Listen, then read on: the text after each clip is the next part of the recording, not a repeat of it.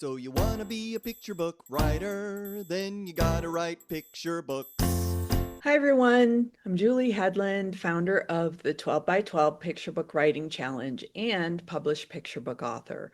For the past couple weeks and the next few going forward, I'm digging into the top 10 categories of picture book hooks.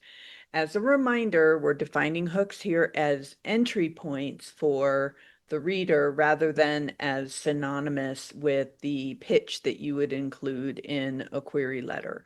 And if you're unsure of the difference between a hook and a layer, go back to the 12 by 12 podcast episode number 26. It goes into a lot of detail about that.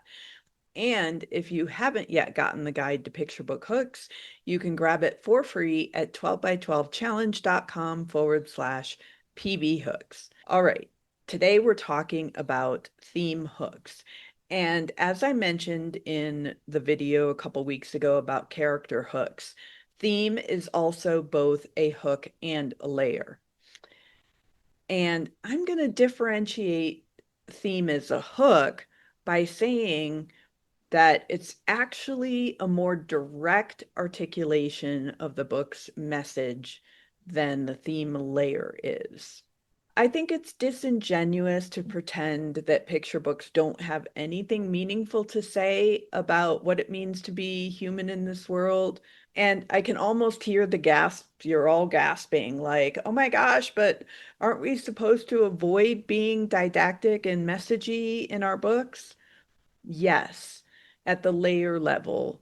But remember that a hook is an entry point, which are things that readers know or see about your book before they read it, or at least before they read it closely.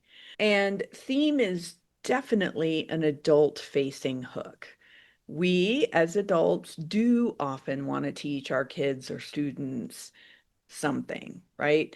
And that's why we'll sometimes see stories where there's a subtitle that reveals the theme. So we know it's still meant to be a fun story, but that it's also got a quote unquote message, right? A couple of examples are Zip, Zap, Wickety Whack, a story about sharing, or Bob and Dob, a tale of tattling. Because adults often seek stories that help kids overcome or understand difficult experiences or events, like we talked about last week with situation hooks, it's helpful to indicate in the title what or how the book covers those topics. So the book, A Shelter for Sadness, for example, indicates it will show kids how to accept and handle grief. Black Hands, Builders of Our Nation, tells us we're going to look at history through the lens of Black American contributions. The trick to having your cake and eating it too with theme, letting adults know there's a takeaway at the same time as you're kind of disguising it to kids, right? Hiding the vegetables, as it were, is to conceal that message in a kid-friendly story and to tell it in a way that's age-appropriate and relevant to young readers. In other words, the theme hook lets the adult know there's a takeaway, usually via the title, pitch, or jacket copy, while the theme layer leads child readers to that takeaway through a great story that makes them feel and care. So we don't want adults swooping in to solve problems in the story or to answer all the questions.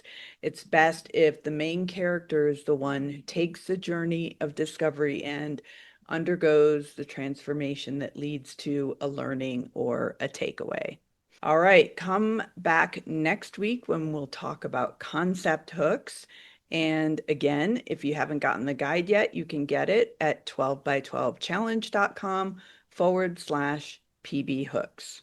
Ciao for now. You're amazing, exciting, look out, cause you're writing 12 by 12. 12 manuscripts. 12 by 12. 12 picture books. 12 by 12.